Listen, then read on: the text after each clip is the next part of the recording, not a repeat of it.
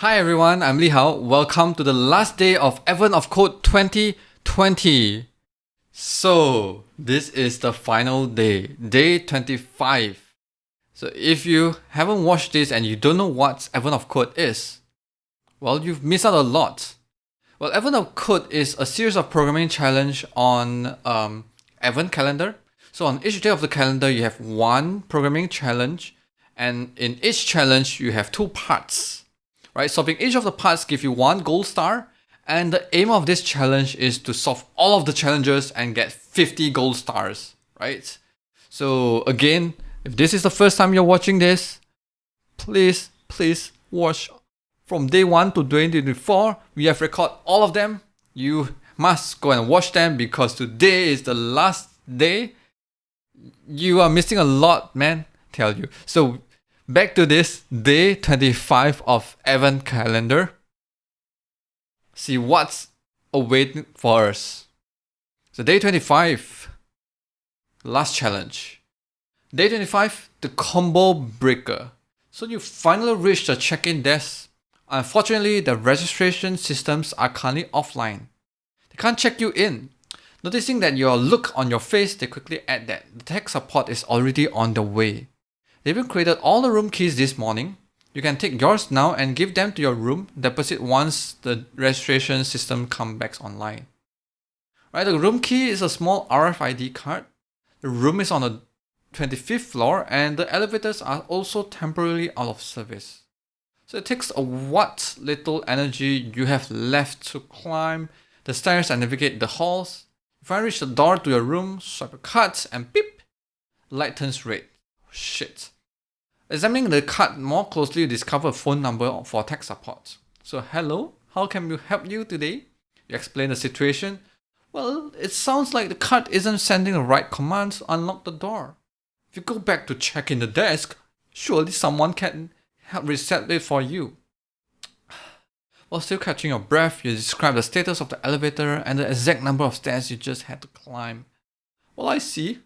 Well, the option you will have to do is to reverse engineer the cryptographic handshake the card does with the door and then inject your own commands into the data stream. That's definitely impossible. You thank them for their time. Well, unfortunately for the door, you know a thing or two about cryptographic. The handshake used by the cards and the doors involve an operation that transforms a subject number.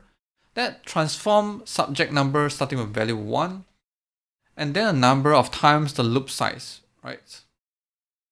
Following the following steps. So setting a value to itself multiplied by the subject number and setting the value of the remainder after dividing the number by 20201227. Right, the card number uses a specific secret loop size when it transforms the subject number. The doors always uses a different secret loop size. So the cryptographic handshake works like this. So the card transforms a subject number of 7 according to the card's secret loop size, and the result is called the card's public key.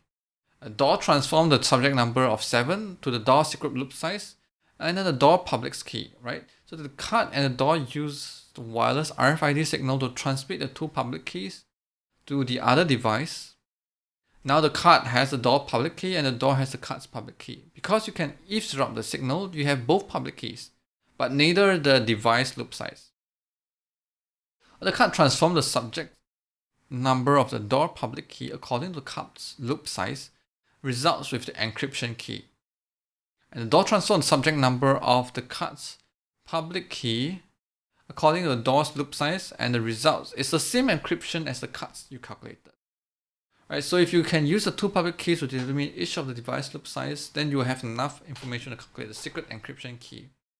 For example, suppose that you know that the card public key is this, and with a trial error, you know that the loop size must be 8 because the initial 7 with the loop size of 8 produce this number. Right? Suppose you know the door's public key, by the same process, you can determine the loop size, which is 11, and because that transforms to get this number. So at this point, you can use the device loop size with the other public key to calculate encryption key. So transforming the subject number, the loop size of 8, which is the card loop size. So you get the door's public key and then you transform with the card's loop size, you get the encryption key. And you do it the same way with the card's public key, with the door loop size, you get the same public encryption key. So what's the encryption key? Is the handshake trying to establish. So let's get the puzzle input. Two numbers, right? So one is the door's public key, one is the card's public key, right? So let's try. So we're gonna start with day 25, the last day, guys.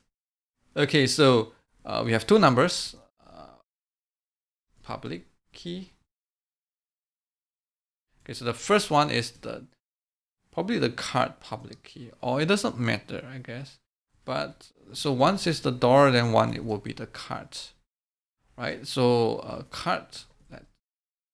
So card subject number is 7. So card subject is 7. Door subject is 7 as well. So one thing we need to do is we need to try to find out the card loop size, right? So I'm gonna start with 0 and let's try to loop this through.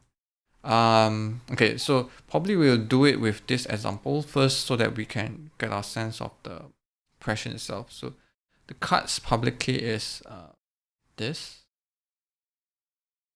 and the door's public key is this, right? So the same subject number, so we're gonna determine the loop size for the card. So we're gonna loop through while, okay, gonna say as number, let's maybe key equals to the card subject, right? While key is not equals to the card public key, right? Then we're gonna transform this value, right? So how we transform is that we're gonna times okay, so we're gonna multiply by a subject number. So key multiply by subject number, card subject, and also we're gonna remainder by dividing by this value. After dividing by this value, so this will be the equals to key remainder of this value, right? And we count how many loops that we pass through. So we're gonna increment the loop size, right? So hopefully our card loop size is say,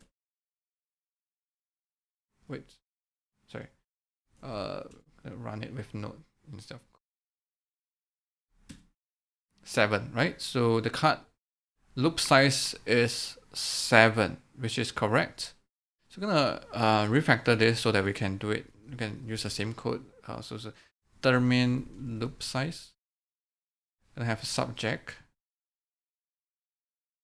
public key. Yeah, I think that's it. So I'm gonna copy this over here. Subject. So this is our subject, and this is the public key. And then we have the loop size. Goes to 0. Loop size. And then I'm gonna return loop size. Right? So the card loop size would be the determine loop size with the card subject and the card public key. And this thing goes for same as the doors. So we're gonna say door subject and door public key. Right? So okay, door loop size 7 and 10, which is, wait, this is 11. Hold on. Let's see, 7 and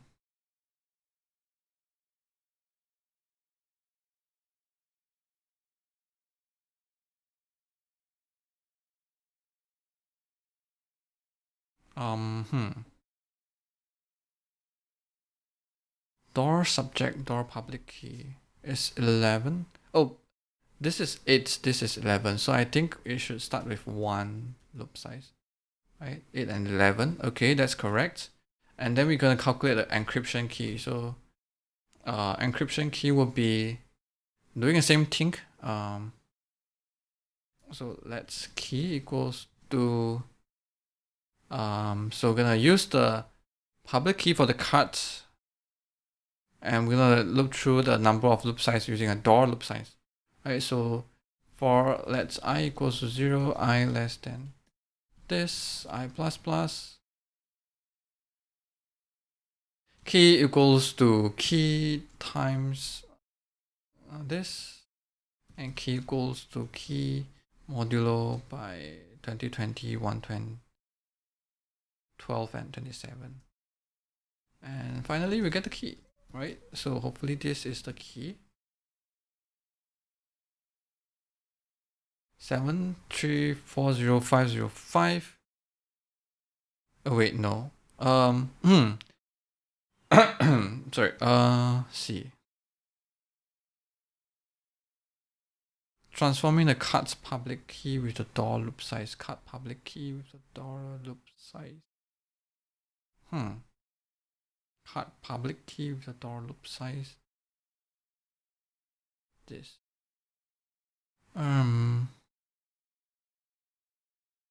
Do we do something wrong over here?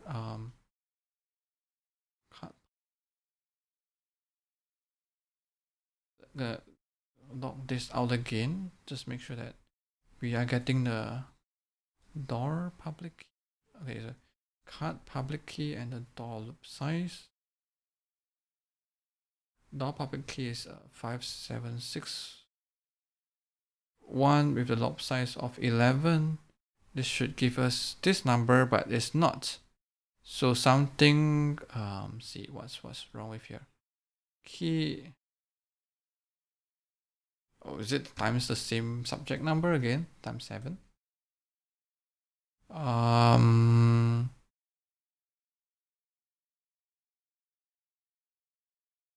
No, not really.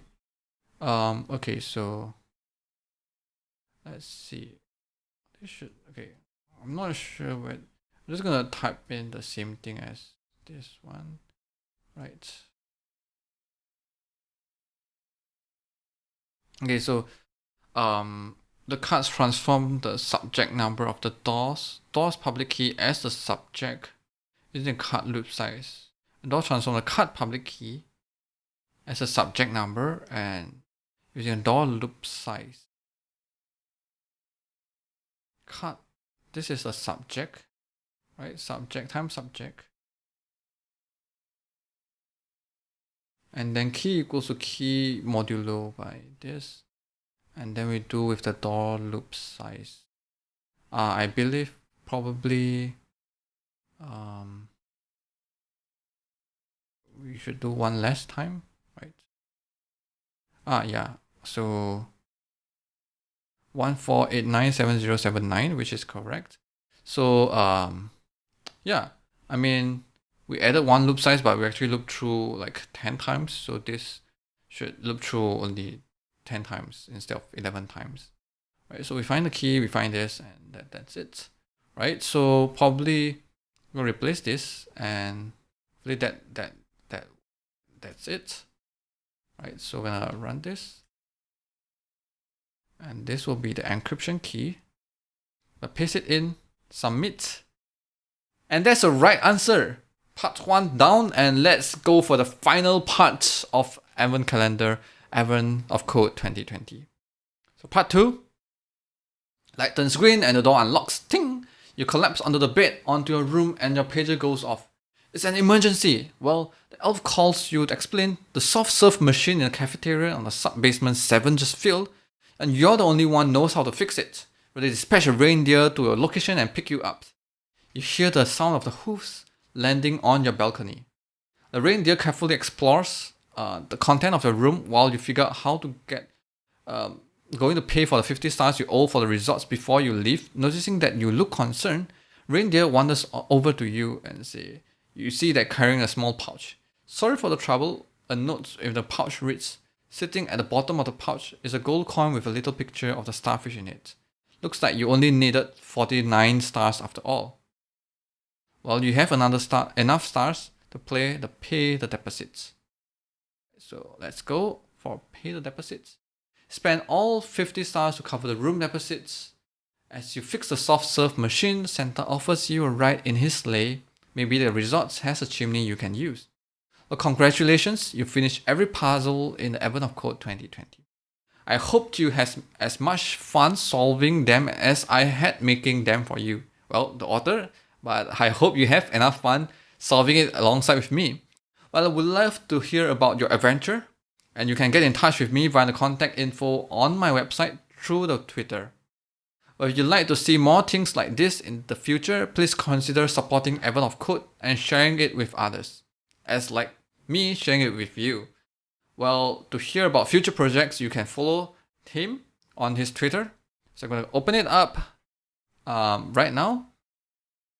And I've highlighted the Easter eggs in each puzzle, just in case you miss any. Hover your mouse over them and the Easter egg will appear. Oh, that's Easter egg. I didn't know. But we are at Eric Wassel Twitter. So we're going to follow him. Right? Please do follow me as well if you love Advent of Code. And that's about it. So that's all, folks. Thanks for following me for so far for Advent of Code 2020. This is day 25, last day, and we solved all of them. Thank you for staying so far with me. If you like this video, give me a thumbs up. If you have anything to comment down below.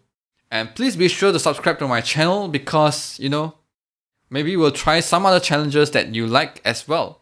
So see you next time. Bye bye.